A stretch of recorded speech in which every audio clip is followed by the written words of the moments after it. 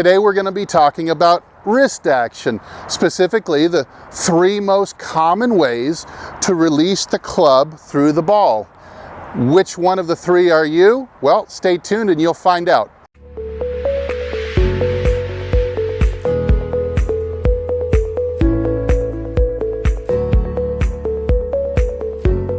Hey, I'm Steve with HitItLonger.com and welcome back to the channel. If you haven't been here before, if you get some benefit or at least some entertainment value out of this video, at the end of the video, please consider hitting the subscribe button, hitting like, and maybe even leaving a comment down below. So what are some of the common ways that we use our wrists down through the ball to get results? Well, let's get into it. One of the most common ways that wrists are used at the bottom of the swing, or a pattern of release you could even say, is the severe open to closed roll of the wrist. That would look like this. So the club is coming in behind the ball, it's open relative to the arc it's traveling on. And then afterwards, it's closed relative to the arc it's traveling on. Wrist pattern or release pattern is commonly seen with a couple different types of swings. Number one, it's when you stand up and early extend, pushing the handle right of second base. That causes the club head to resist coming around to square up. Brings you into this position here with the club face very open. If I'm going to now square the shot up and not slice it or shank it, I'm going to have to introduce what I call the emergency parachute, and that's spinning the shaft around itself as the club goes through. With this open to close pattern, you can see inherently that you're going to have some timing issues.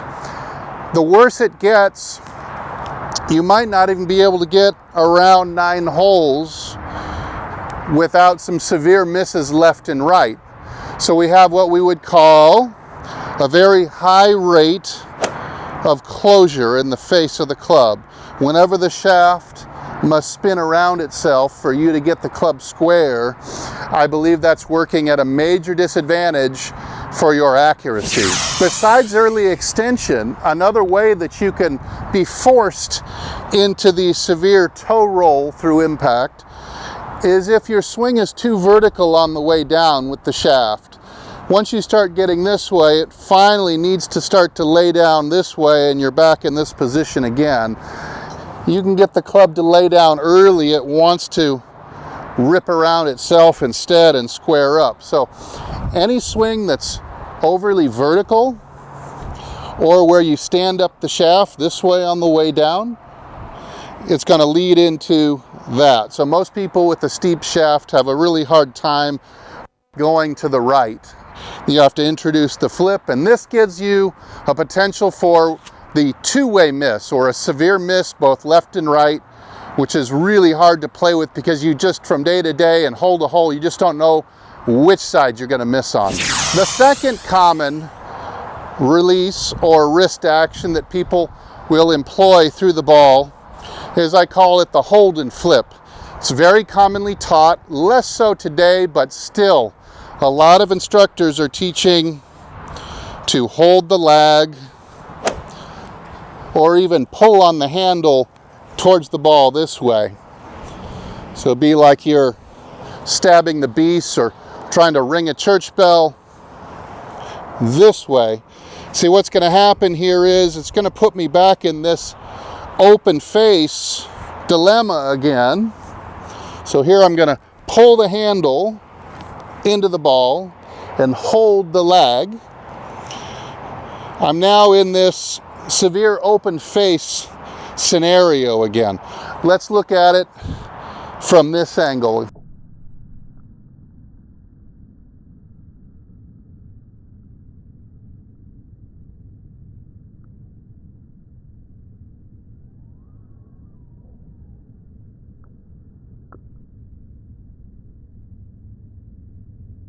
So now that we're here, Again, I'm going to have to introduce shaft roll upon itself in order to square this face up this way.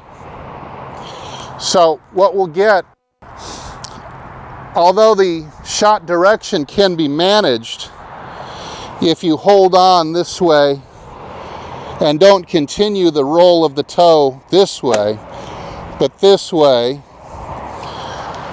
you might be able to control direction reasonably. But your distance is going to be severely affected, especially on the longer clubs, as you cannot let the club head go past the hands freely, make it accelerate to its maximum potential. So a few things will happen, or things that I have seen on TrackMan with players doing this way, hitting drivers. Number one, they get a downwards angle of attack on their driver instead of upwards. So this is losing them some distance, as they'll have to take more loft onto their driver, which is creating more backspin. So you get into the low launch, high spin scenario where the ball goes relatively short for any particular club head speed. Additionally, you're not going to see as high of a club head speed as you could possibly get, because you are not accelerating the head through, you're holding it, or you're impeding the progress of that acceleration. It's as if you're driving downhill with the brakes on. So that is what I call the hold and flip. Now, what I think in an ideal situation would be one where the club would be freely released or accelerated while the face of the club stays square to the arc. So look at that, what that might look like. The club would come in from last parallel, and the toe would be about 30 degrees on this side of the shaft, looking something like this. This is actually square to the arc here. This is not square to the arc, as some instructors might have you think. This is actually square to the arc. Let's extend this down into the ball now. You can see that in order to have this square to the arc, my left wrist must actually be in a very slight bowed condition. Coming into it now, this was what square to the arc looks like. Squares up and exits around to the left, still square to the arc yet. At the same time, ideally, I believe you should be accelerating it by flapping the hands through. So I can flap the hands through this way, get the club head moving at a very high rate of speed, and yet keep the club face square to the arc that it's traveling on. So to me, that gives me not only control of the club face, but it also gives me a high rate of speed, gives me some height and distance as well on every club. It's also on the driver, it's going to give me a really nice upwards angle of attack that I need to get my distance efficiency. Besides speed, I want distance efficiency as well, where I'm making the most yardage out of my particular club head speed.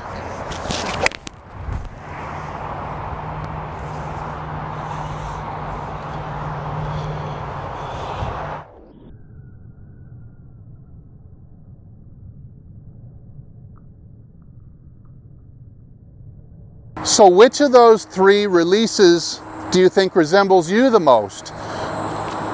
Do you come in this way and are you a toe flipper? Are you a lag and square kind of golfer? Or do you release it more like what Mike Austin would tell us to do, which is throw the club around the circle with such a wrist action that would keep the club face square to square? I believe that's the best way. There's players on tour that do play fairly well with a higher rate of face closures than others. So a little bit extra can be timed by athletic hands for sure. It's just you start to get in trouble if it starts to get to be a lot of face turning over through the impact zone. I think we want to eliminate as much of that as we can.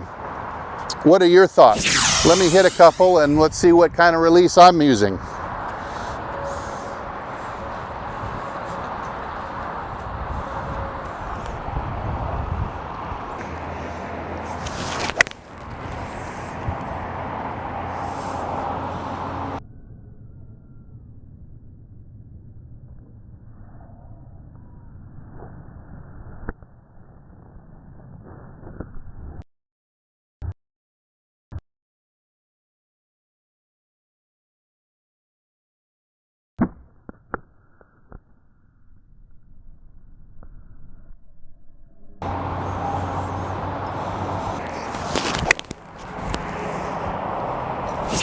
So which one of the three release styles or hand actions do you feel like you are?